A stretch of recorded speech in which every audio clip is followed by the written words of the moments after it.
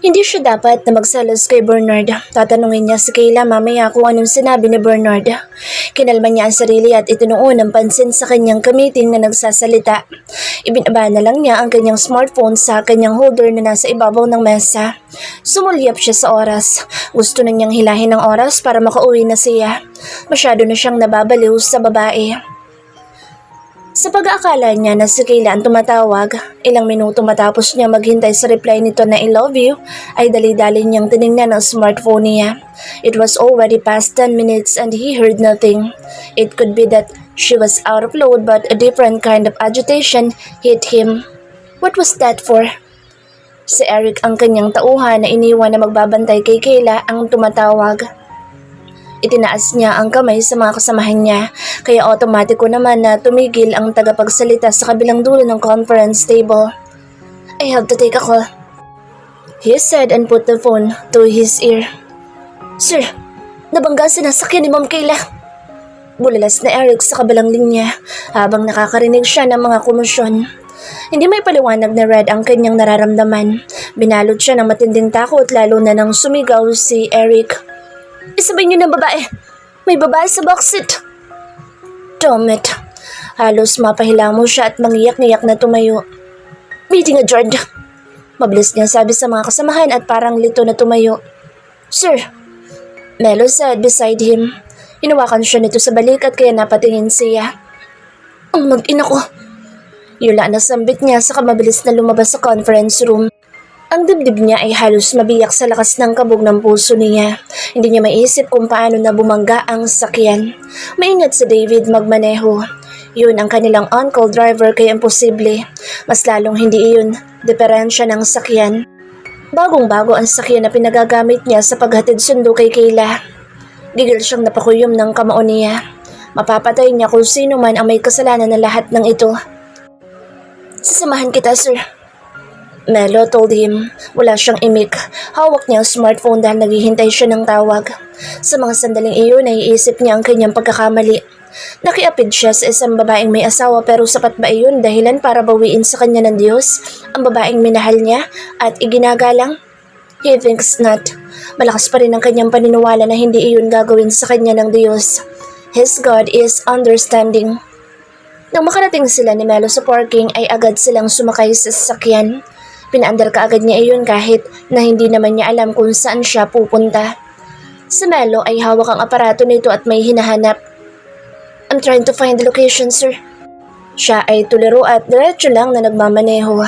Kahit saan pa ay hahanapin niya si Kayla. Huwag naman sana na may masamang nangyari sa mag-ina niya. Hindi niya alam ang gagawin kapag nagkaganoon. Ginagawa naman niya ang lahat para lang alagaan ang mga iyon. Sana naman ay sapat na dahilan iyon para maging karapat-dapat siya para sa dalawa. Hindi matanggal sa isip niya ang sigaw ni Eric na isabay na raw ang babae. Tama ang daan na kanyang tinatahak. Yun kasi ang daan papauwi sa penthouse kaya alam niyang doon lang naman dadaan si David. Nang halos papalapit na sila sa tunnel ay nakita na niya ang traffic. Lalong bumalong ang kanyang kaba. Hindi pinapapasok ang mga sakyan doon kaya mabilis siyang bumaba. Kayla, nasambit niya kaagad habang kasunod si Melo. Naiiyak na siya nang matanaw niya ang mga pailaw na pula. Ang unang pumasok sa isip niya ay pulis at ambulansya. May mga nakikiosyoso na tao na hinaharang ng mga pulis hanggang sa marating niya ang bukana ng tunnel. Bawal pumasok! Singhal na isang otoridad sa kanila kaya ang sama ng tingin niya rito pero naisip niya na hindi niya dapat pairali ng init ng ulo niya. What happened? Tanong niya. May aksidente, sir. Sa ibang ruta na lang kayo dumaan. I want to see. It could be my wife. He said and almost broke in tears. Tumingin sa kanya ang pulis at saglit siyang inaral ng tingin. Nagugwardyahan siya ng mga bodyguards niya. Babae na may kasamang driver. Nakasakay sa puting kotse. Diyos ko. Usal niya sa kanya. Natutop ang noo. Tila siya nalumo nang marinig niyang usap-usapan sa paligid na bumangga ang sasakyan sa pader ng tunnel matapos na iwasan ng isang pick-up na mabilis ang takbo sa kabilang linya. I want to see. Halos hindi niya masambit iyon. Pinatuloy naman siya ng otoridad kaya mabilis siyang humakbang kahit na parang ang bigat ng paa niya. Natanaw niya ang mga sasakyan at nakita niya ang kotse na sinasakyan ni Kayla. Wasak halos ang harapan noon kaya nag-alala siya ng sobra kay David. Hindi ko alam! Sigaw na isang lalaki kaya agad siyang napatingin. Hawak iyon ng mga tauhan niya at halos suntukin ni Eric. Dennis Bustamante. Ang demonyo.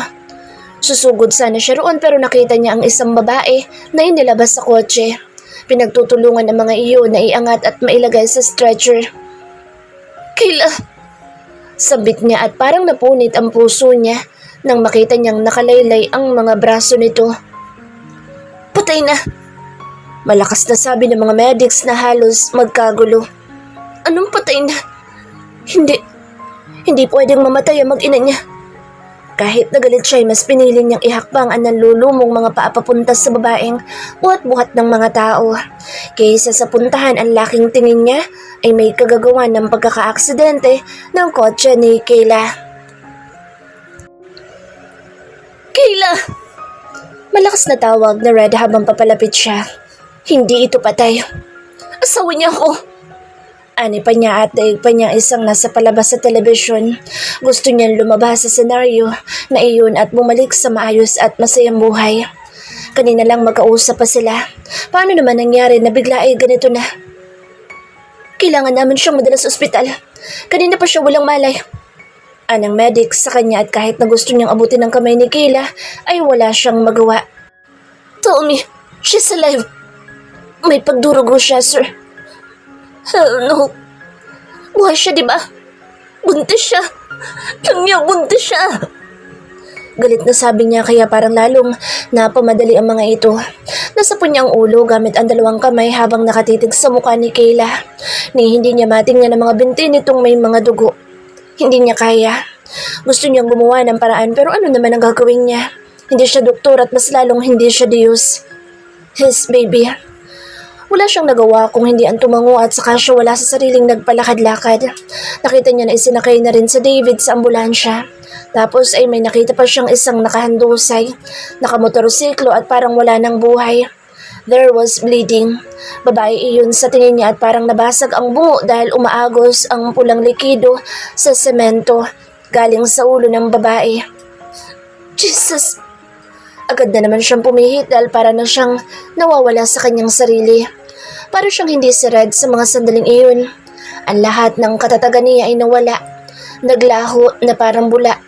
Ang kanyang tapang na harapin si Bernard at lahat ng mga pinaghandaan niya ay tila ba nalusaw bigla. Pakiramdam niya ay mawawalan siya ng rason para lumaban kung tuluyan na mawawala sa kanya ang mag-ina niya. Sir, I think this phone belongs to your wife. Sabi ng isang pulis sa kanya.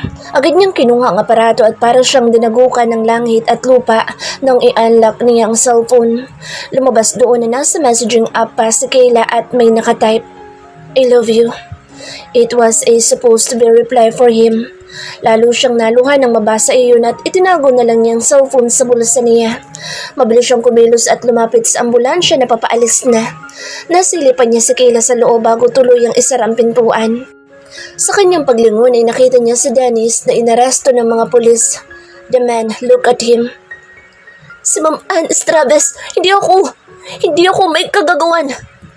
Ano yun na parang sa kanya sinisigaw ang katotohanan pero napatiimbagang siya at nakapinid ang mga labi. Kahit sino pa, hindi ko kayo palalagpasin. Mariin na banta niya sa lalaki. Melo ran to him. Let's go to the hospital. Anya kay Melo na kaagad naman na tumango. Nakatingin ito sa kanyang mga mata. Pinahid niya ang luha gamit ang manggas ng kanyang suot na coat nang sila ay maglakad papalabas ng tunnel. They'll be fine, sir. Buwang kumpiyansa na sabi sa kanya ni Melo. Sinarili niya ang pagtango. Alam niya, naniniwala siya.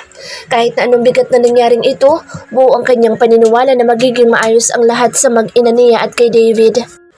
What happened? Is Bustamante involved? May galit na tanong niya habang malalaki ang hakbang pabalik sa kanyang sakyan. That was what Eric said, sir. Kasalubong ng sakyan ni Ma'am ang pick-up na minamaneho ni Bustamante.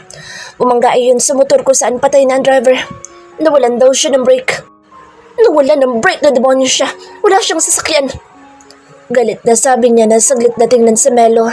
That's quite true, sir. Baka totoo na si Miss Anne ang mastermind dito. And I wanted immediate action about that, Melo. Of course, sir.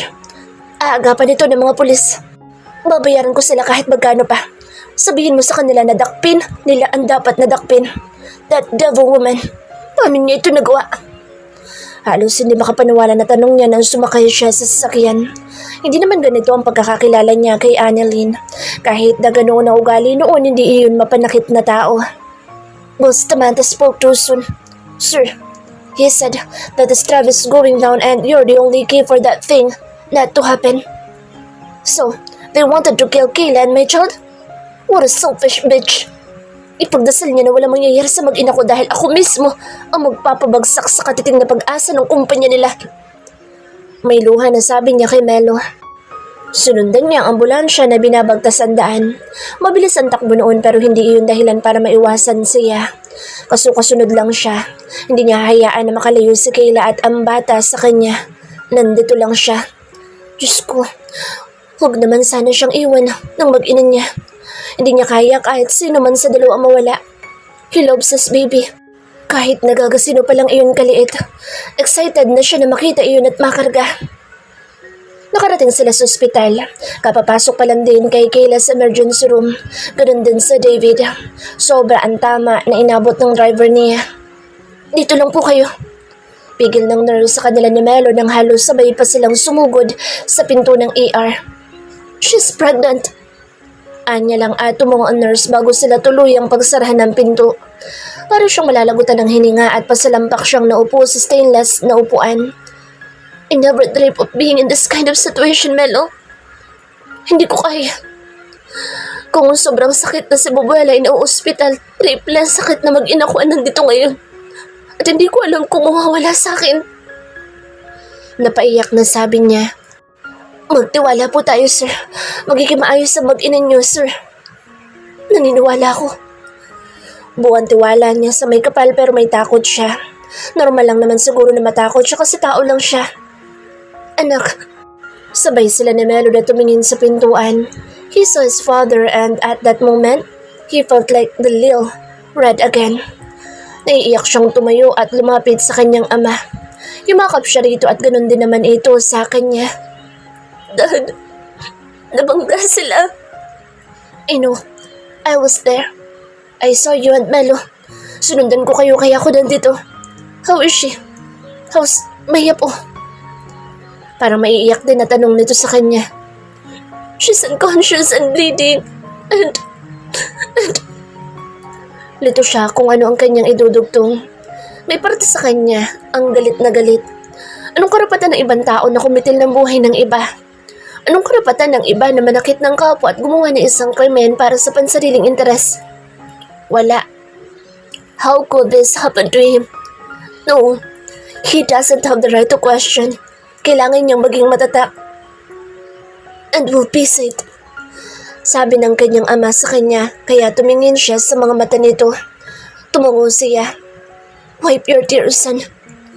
Sununod niyang utos nito sa kanya. Pumormal siya at inayos ang kanyang sarili. Huminga siya na malalim at tumindig ng maayos. It was Anne. Anya sa ama. Travis? Kunot no ito. He nodded. Ganun na lang ang pagguhit ng galit sa mukha ni Lander dahil sa narinig. I want immediate action, Dad. Hindi ko ito palalagpasin. Ako nang bahala. Kayla needs you here. Hindi mo sila maiiwanan. Alam ko. Nandito lang ako kahit malaki ka na. Hindi pa rin natatapos ang pagiging ama ko kaya ako nang bahala. Thank you, Daddy. Muli niya itong niyakap at kumukuha lang siya ng lakas ng loob. Gusto ko lang na hindi sila makatakos pero akong gagawa ng paraan para magbayad sila, Dad. Of course, I let you handle everything once your girlfriend and my grandchild are safe. They're my priority. Pakiramdam niya sa nangyari ay ayaw na niyang iwan na mag-ina niya kahit kailan. Daig pa niya ang natrauma. Hindi matanggal sa isip niya nakita niya mga dugo sa hita ni Kayla. Sobrang sakit makita noon at hindi niya maipaliwanag kung anong klase ng sakit ang naramdaman noon sa mga sandali na bumangga ang kotse at halos bumitaw na rin ang bata na nasa loob ng tiyan. She was an innocent woman. She didn't do anything wrong. She was once a victim and now a victim again. Sana'y mapaglabanan ni Kayla ang lahat at ganoon din ang kanilang anak. Sana ay sapat ang puso niya na nananalangin para sa kaligtasan ng dalawang taong pinakamahalaga sa kanya ngayon at pinakamamahal niya sa lahat. Marami pa siyang gustong gawin at sabihin. Sana na may bigyan pa siya ng pagkakataon na masabi ang mga iyon at magawa ang lahat ng gusto niya para sa mag-ina niya. Siguro, ang tawag sa kanya ay pangalawang lalaki, kabit. Ibang lalaki sa buhay na isang babaeng natali sa isang lalaki pero ano pa man ang itawag sa kanya. Ang puso niya ay malinis at puno ng pagmamahal. Hindi iyon kayang tawaran ng kahit na anong masamang taguri sa kanya bilang isang tao o lalaki. Red felt that he couldn't bear to hear what the doctor would say after a long moment of waiting. Habang siya ay kabado naghihintay sa resulta sa loob ng emergency room, may coordination siya sa kanyang tauhan na nasa presinto at sa mga pulis na humahawak sa kasong ito. Nasa may tapat siya ng chapel. Paroon at parito habang hindi matigil sa pagdutdut sa kanyang aparato. Umalis na rin ang kanyang ama at pupuntahan sa Benito. Alam naman niyang hindi niya iyon mapipigil. Mula noon hanggang ngayon ay hindi nagbago si Launder bilang isang responsableng ama sa kanila. Red! Naulunigan niya ang boses ni Delight kaya agad siyang tumingin sa likod niya. Kuya! Anya na makita ang nakakatandang kapatid. What the hell? Imposible na si Lolang ipupunta mo rito. Kagagaling ko lang sa mansyon bago ako mag-duty ngayon. It's Kayla, kuya. Oh no. Parang kinabahan na sabi nito sa kanya. Nabangga ang kotse. She was bleeding. She was almost losing her baby. She was almost gone. No. I saw her. Natutuliro na sabi niya rito. Where is she? ER. I'll check them. Good. Niyakap siya nito at tinapik siya sa likod. Pakatatag ka. Tumango siya sa kapatid at malalaki ang hakbang nito umalis para pumunta sa emergency room. Binalingan niya ulit ang smartphone pero sa sulok ng kanyang mga mata ay nakita niya na may mga lalaking paparating. Nandito na sina Eric at Sandro. What happened? Agaran niyang tanong dahil ngayon pa lang niya makakausap ang mga ito. Mabilis magsalita yung suspect, sir. Umamin ka agad na inutusan siya na takutin si Ma'am Kayla habang papauwi. Pero hindi raw niya maintindihan kung bakit biglang nawala ng preno ang pick-up. Wala yung plaka. Ang plano lang naman daw talaga niya ay manmanan kayo para may ma-report siya kunwari kay Miss Anne. She was really the mastermind. Halos tumaas ang boss niya dahil sa galit. Oo, bossing. Sagot ng dalawa ni Sandra sa kanya. Yun daw ang may paggamit ng pick-up. May pangako raw na 1 taon ng supply ng oxygen si Miss Anne para sa may sakit na ina na Bustamante. Dahil sa kawalan ng trabaho ay napilitan na tanggapin ng utos na takutin si Ma'am Kayla ngayong gabi. Pero nauwi sa totoong aksident ang lahat. Dagdag pa ni Eric. May abogado na sa presinto, bossing. Hinadad. Siya ang may padala noon. Hindi man siya makapunta roon sisiguraduhin niyang hindi niya pababayaan na makawala sa Annalyn. How about Bernard? Sabi, ay magkausap din daw iyon at si Miss Anne pero wala naman sinasabi si Bustamante na may utos. Yun ang masama. Basta si Miss Anne lang binabanggit. Hindi siya umimik. Makuha man niya lahat ng gusto niyang hustisya sa nangyari. Kung mawawala naman si Kayla at ang anak niya, ano pa ang salbi ng lahat? Justice will never make him happy. He needs Kayla and his baby. That's all. Hindi siya mapapasaya ng hustisya dahil kahit na 1,000,000 hustisya makuha niya at 7 beses man na makulong habang buhay si Dennis at Anne, hindi na nun maibabalik ang mga buhay ng mga nasaktan. Tulad na lang ng babaeng namatay kanina sa aksidente. Sa David na tingin niya ay kritikal. Sa nakita niya mukhang sinadya ni David na ibangga ang kabilang parte ng sakyan kahit na iyon ang maagrabyado. Walang tama ang sakyan sa may likuran at gawing kanan. Ang kaliwang bahagi ng backseat ay hindi rin lumapad sa pader ng tunnel. David chooses to take a chance to save Kayla. Alam niya kung paano magmaneho sa David. Tumandang binata na iyon sa kanila at hindi na nag-asawa. Kawawa naman si Ma'am Kayla at si David. Tulala na sabi ni Sandro. Rinig na rinig ko kung paano sumigaw si David na unahin si Ma'am Kayla na ilabas sa sakyan. Maluwa-luha ang dalawa at siya ay ganoon din naman. No certain amount of money could ever pay for a man's loyalty and sacrifice. The only thing that he could do is to pray for David, for being a real man who treats them like a family. Sorry, boss. Wala kaming nagawa. Napakalungkot na sabi ni Sandro pero umiling siya. Kahit naman ganito kasakit ang pinagdaraanan niya, hindi naman niya pwedeng sisihin ang mga ito. I know you did your best. Let's just pray for their safety. Dapat, sa anak na iyon ni Don Benito ay mabulok sa kulungan. Nandamay pa sila ng inosenteng baby na walang malay. Ani naman ni Eric. Sumakit ng husto ang puso niya para sa anak niyang walang muwang. Why do such greedy people do not know how to care for others? At least man lang inaisip sana ni Annalyn ang bata. Imposible na hindi nun alam na buntis si Kayla. Lalo pa at mukhang updated na yung sa buhay nila. Masyado siyang naging kampante na walang mananakit sa babaeng mahal niya. Nagkulang ba siya? He was doing his best. Hindi inabot ng kanyang isip na darating si Anne sa punto na makakaya na noong manakit dahil sa pagiging desperada. Whatever reason she had, she still didn't have the right to attempt to threaten anyone. Red! Umerembos na yun ang kanyang Kuya Delight kaya agad siyang napamadali. Come! Ano yun kaya nandyan na naman ang kaba niya. Hindi siya nakausal ng anuman salita pero sumunod siya dito hanggang sa may pinto ng ER. Pinapasok siya nito kaya nakatanga siya sa mukha ng kapatid. Gusto niyang magtanong kung kumusta si Kayla, ang bata at si David. Sa halip na ibuka ang kanyang bibig ay dumiretso siya sa loob at inihanda ang kanyang sarili sa kanyang pwedeng makita. Tuloy-tuloy siya pero wala doon ang girlfriend niya. Si David lang ang nandoon at pinag-iipunan ng mga nurse at doktor. Kailangan itong i-ICU, the doctor said. He was revived. Ani Delight sa kanya. Naipit ang binti niya sa kotse at mukhang kailangan niya ng operasyon. Money will never be a problem, kuya. I already said so. Lucky for him because he was driving a very expensive car and he was such a very cautious driver. Baka kung kaskasero siya, wala na. Nasaan si Kayla? Nag-aalalang tanong niya rito. Tinungan siya nito at iginiya siya papunta sa isa pang kwarto na karugtong ng ER. Pumasok sila sa isang laboratorio. Nakita niya ang mga doktor na nakatayo sa harap na isang malaking monitor. Nasa isang magnetic resonance imaging machine si Kayla. Sa likod ng makakapal na salaming dingding, naiyak siya na makita na maayos ito at iniiskan ng mga doktor. Thank God. Napatingala siya sa sobrang kasiyahan pero naalala niya ang kanyang anak. My baby. How's my baby? Natataranta na tanong niya. He's the boyfriend and the father of the baby. Delight informed the doctors. Your baby is safe, Mr. Fuentes. Oh God, thank you. We're checking your wife. We decided to run some tests. Don't worry, lahat kami sumang-ayon sa MRI. This will never bring any harm to your baby. Whatever you need to do to keep them safe, do it. Willing siyang ibayad ang buong kumpanya niya, Doc. Biro ni Delight kaya natuwa ang mga doktor. Of course.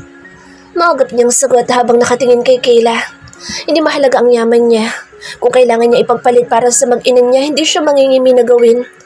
Walang pag-aalinlangan at walang dapat pag-usapan. Hindi niya matanggal ang mga mata roon. Ayaw niyang tanggalin dahil natatakot siya na baka sa oras na ihiwalay niya ay hindi niya makitang muli. He was exaggerating but he was bodily traumatized. He was so trauma-afraid. Kanina ay narealize niya kung gaano niya talaga ito kamahal. Hindi dahil lang sa buntis ito sa anak nila. He loves her because he simply loves her. Hindi pa ba siya nagigising? Red asked worriedly. Hindi pa, pero stable naman siya. We already checked her vitals and did our best to stop her from bleeding. Ligtas na mag-ina mo, Mr. Fuentes. The doctor told him again. He nodded with contentment this time. I suggest she stays here for a couple of days. Wala naman siyang internal damages. As we can see, maayos siya. Another doctor said to him. Tahimik lang siyang nakatingin sa monitor tapos ay tititig sa katawan ni Kayla sa kabilang kwarto. Sana'y magising na ito para makamusta niya. He misses her so much. Ang kawalan nito ng ulirat ng ilang oras ay parang katumbas na ng ilang taon para sa kanya. Pakiramdam niya ay ang tagal-tagal na nilang hindi nag-uusap. Doon na muna tayo sa labas. Lalabas na rin ako at mag-rounds. Anyaya na delight sa kanya pero tumingin lang siya dito at hindi umimik. Sa loob niya ay ayaw niyang iwan si Kayla na tila ba nakuha naman ng kapatid niya. They'll be fine. Wala siyang nagawa kung hindi ang bumuntong hininga. Ilalabas na din siya mamaya.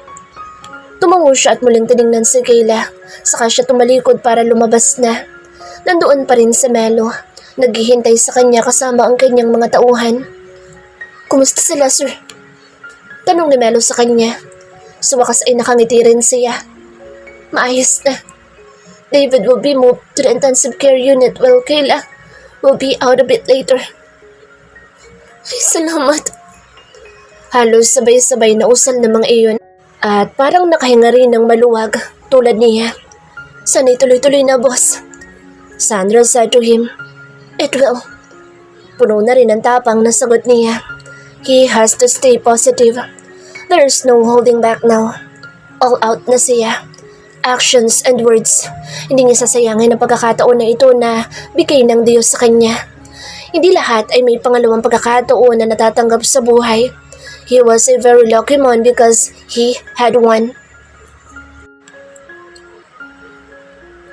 There was light, and it was so bright. Hindi maimulat ni Kayla ang kanyang mga mata. Pakaramdam niya ay masakit ang kanyang buong katawan at umaalog siya. She heard noise and a loud thug. Yun ang nagpatalisik sa kanyang hawak na cellphone. That was after David yelled. Babangga! Sigaw ni David. Kapit, ma'am! Kapit! Iyon ang huling sigaw ni David sa kanya bago niya makita ang pader at sumalpok ang harap ng sasakyan doon. Ang cellphone niya. Nasaan? Itetext dapat niya si Red ng I love you pero hindi na niya na-send. Baka isipin noon ay hindi niya mahal. Napahikbi siya. Baka magtampo iyon sa kanya at isipin na mas mahal pa rin niya si Bernard. There's no comparison. Wala siyang ibang mahal kung hindi ang ama ng kanyang anak. Dahil pa niyang binagsakan na isang buong gusali sa tindi ng pagyanig. Ang seatbelt na nakayakap sa kanya ay halos parang bumaon sa kanyang mga kalamnan. Para siya lilipad papalabas ng windshield. She cried when she felt pain but cried more when she saw David. Para itong inipit sa harapan ng kotse. Dumadaing. Ma'am? Kuya David! Iyak niya pero nakita niya ang dugo sa kanyang hita. Baby! Anya, saka siya halos kapusin ng paghinga. Sumasakit ang ulo niya at parang wala siyang maaninag. Tulong! Ilabas niyo si ma'am! Tulungan niyo si ma'am! She cried but gentle fingers stopped her cheeks.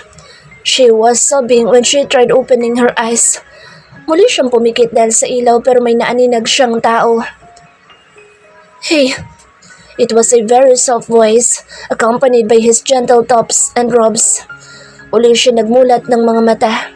Dahan-dahang luminaw din ang kanyang paningin at nakita niya si Red. Malapit ang mukha nito sa mukha niya, nakatitig sa kanya at nakangiti ng konti. Red, buhay po ba ako? Umiiyak na tanong niya. Buhay na buhay. May masakit ba? Tatawag ako ng doktor. Hindi ito tumigil sa masuyong paghaplos sa mukha niya. Umiling siya dahil wala namang masakit. Natatakot siyang magtanong kung ano nangyari sa anak nila. She is afraid to hear any negative result. Sana naman ay maayos ang baby nila na Red. Napahikbi siya. Sa baby? Hindi na rin niya napigil na huwag magtanong dito. Our baby is okay. Diyos ko. Salamat po. Napalakas ang iyak na sabi niya. Shh! Alo ni Red kay Kayla nang hindi niya mapigil ang emosyon. Labis ang kanyang pasasalamat sa Diyos dahil sa pagkakaligtas nila pero hindi niya alam si David kung kumusta. Si Kuya David, buhay ba siya? Buhay, sweetie. He's in the ICU. Don't worry so much. Stop worrying and take enough rest. The doctor said you must rest so you can recover. Please, don't work yet. She nodded right away. Of course, there's nothing that she won't do for their baby. She is their baby's source of strength, so she must do everything to keep her body strong. Hindi ko nasense yung reply ko. Anya kay Red sa maluhaluhang mga mata. I saw it. Naluluha din itong sagot at hinalakan siya ng mariin sa noo. I'm so sorry. I was suppressing myself. I'm sorry, I haven't said it before. Kailangan pa dumating sa punto na ito na may isip ko na may mga bagay akong gustong gawin pero pinigil ko dahil sa sitwasyon mo. I love you so much and I couldn't bear this kind of incident.